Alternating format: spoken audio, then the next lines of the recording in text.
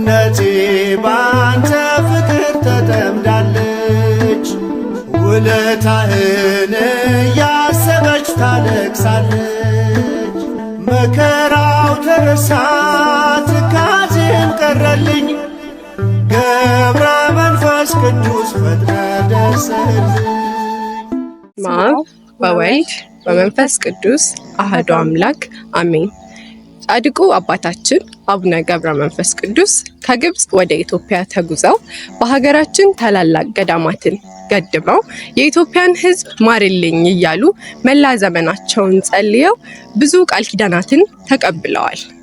የጻድቁ ቃል ኪዳን የሚገኝበትና በፈዋሽ ጸበሉ የሚታወቀው ዝጊቲ አንዱ ነው። እኛም ታዲያ ወደዚህ ታላቅ ገዳም ለመሄድ እነሆ ዝግጅታችንን ጨርሰናል። ጻድቁን ደጅ ረግጦ በረከትን ለማግኘት በፈዋሽ ጸበሉ ለመጠመቅና በአርባ ምንጭ ከተማ የሚገኙ ታላላቅ አድባራትን ለመሳለም እና ለመጎብኘት እየጠበቃችሁን ያላችሁ ውድ ተጓዦቻችን እነሆ ልንጓዝ አንድ ቀን ብቻ ቀረ።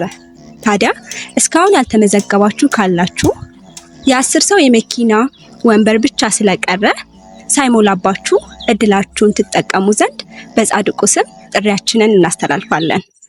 ኑ ወደ አቦዬ ቤት አብረን እንጓዝ። ልዩ ኮነ ለኔ መተኪያ የሌለህ ልጅን ሳትሰለች ዛሬም ትሰማለህ ዝጊቲ ልገስግስ ከደጅ ልውደቅ ገብረ ሕይወት እንዳልኩ ዘመኔ ይለቅ ሰውነቴ